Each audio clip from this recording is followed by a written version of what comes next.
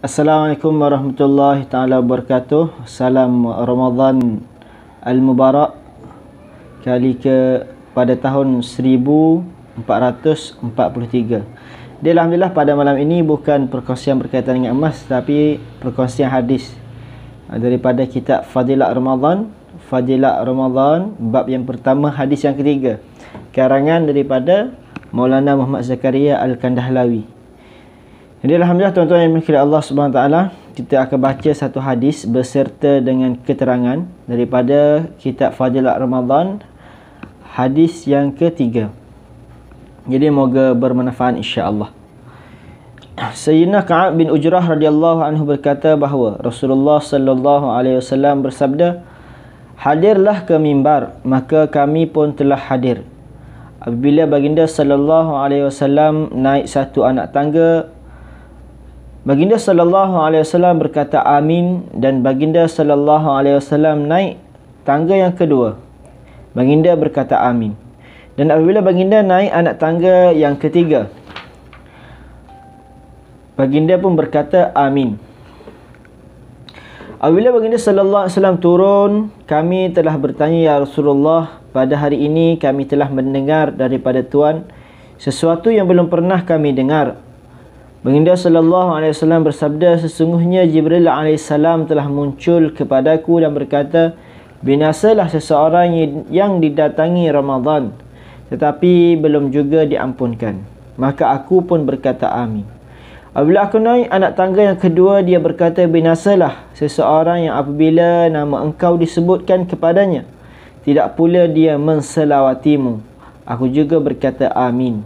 Dan apabila aku naik anak tangga yang ketiga, dia berkata, binasalah seseorang yang kedua-dua ibu bapanya atau salah seorang daripada mereka yang telah tua, tetapi mereka tidak menjadi sebab untuk dia dapat masuk syurga. Aku pun berkata amin. Hadis riwayat Hakim, Ibn Hibban, Tabarani dan lain-lain. Sekali lagi, Sayyidina Ka'ab bin Ujrah radhiyallahu anhu berkata bahawa Rasulullah sallallahu alaihi wasallam bersabda, hadirlah ke mimbar, maka kami pun telah hadir. Apabila baginda sallallahu alaihi wasallam naik satu anak tangga mimbar, baginda berkata amin. Dan apabila baginda sallallahu alaihi wasallam naik anak tangga yang kedua, baginda berkata amin. Dan apabila baginda naik anak tangga yang ketiga, baginda pun berkata amin. Apabila baginda sallallahu alaihi wasallam turun, kami telah bertanya, ya Rasulullah, pada hari ini kami telah mendengar daripada Tuan sesuatu yang belum pernah kami dengar. Baginda sallallahu alaihi wasallam bersabda, sesungguhnya Jibril alaihissalam telah muncul kepadaku dan berkata, binasalah seseorang yang didatangi Ramadan tetapi belum juga diampunkan. Maka aku pun berkata amin. Apabila aku naik anak tangga yang kedua, dia berkata, binasalah seseorang yang apabila nama engkau disebutkan kepadanya, tidak pula dia menselawatimu. Aku juga berkata amin. Apabila aku naik anak tangga yang ketiga, dia berkata, binasalah seseorang yang kedua-dua ibu bapanya ataupun salah seorang daripada mereka telah tua, tetapi mereka tidak menjadi sebab untuk dia dapat masuk syurga. Aku pun berkata amin. Hadis riwayat Hakim, Ibn Hibban, Tabarani dan lain-lain. Ya, alhamdulillah tuan-tuan yang dirahmati Allah SWT, ini adalah hadis berkaitan dengan Ramadan. Hadis berkaitan dengan Ramadan. Jadi Nabi SAW beritahu, Nabi SAW dia panggil sahabat-sahabat Nabi untuk duduk dekat-dekat. Duduk dekat. Nabi SAW naik tangga yang pertama, mimbar yang pertama, Nabi SAW berkata amin. Kali kedua pun Nabi SAW berkata amin, dan tangga yang ketiga pun Nabi berkata amin. Selepas saja selesai Nabi SAW naik ke atas tu, Rasulullah turun. Maka sahabat tanya, ya Rasulullah, kami tak pernah lihat lagi perkara ni berlaku. Jadi Rasulullah beritahu apa, masa aku naik mimbar tadi, satu Jibril alaihissalam datang, dan Jibril alaihissalam berdoa, binasalah orang yang seorang tu didatangi Ramadan tetapi belum juga diampunkan oleh Allah Ta'ala. Maka Nabi SAW berkata amin.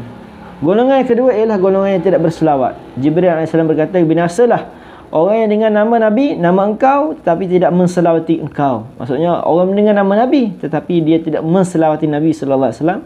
Maka Nabi pun berkata amin. Dan golongan ketiga ialah, binasalah seorang yang ada kedua ibu bapa, mak ayah ada lagi, ataupun salah seorang daripada mereka yang telah tua.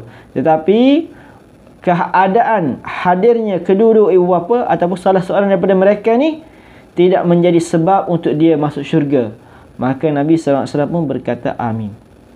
Jadi insya-Allah sekadar itu sahaja perkongsian pada malam ini.